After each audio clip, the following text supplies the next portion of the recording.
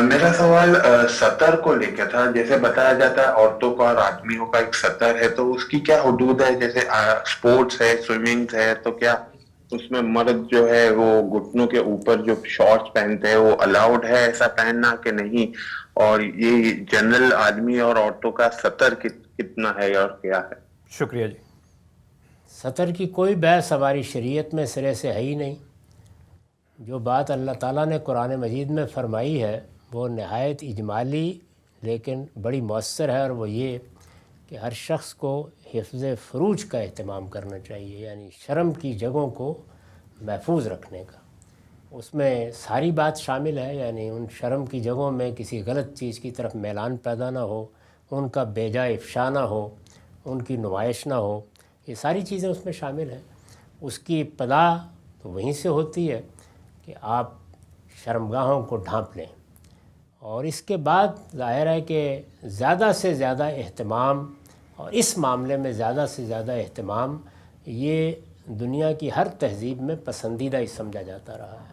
हमारी तहज़ीब में भी पसंदीदा है। तो आपने ख़ास उन अज़ा को ढांप लिया, पहला तकाज़ा पूरा हो गया।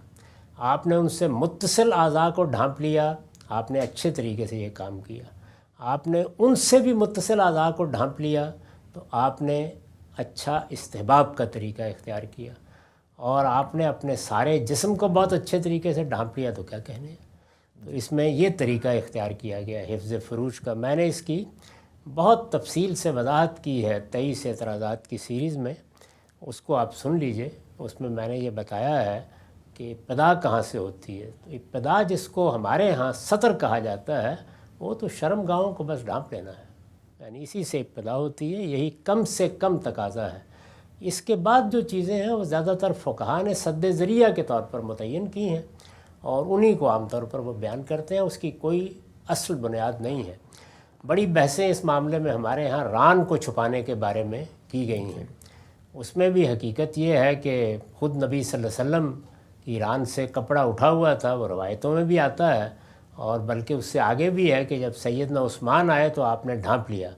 तो लोगों ने कहा कि इससे पहले तो आपने ये एहतमाम नहीं किया। तो आपने फरमाया कि इनसे तो फ़रिश्ते भी शर्म करते हैं। तो इससे ये बता दिया कि इसका ताल्लुक़ मौके मौके से होता है, हालात से होता है। खेल कूद का लिबास और होगा, घरों का लिबास और होगा। इन सब चीज़ों का तहज़ीबी तौर पर ख्याल रखना चाहिए। बाकी जिसको सतर कहा जाता है वो शर्मगाहों का ढांपना है, और बस इससे ज़्यादा कुछ नहीं।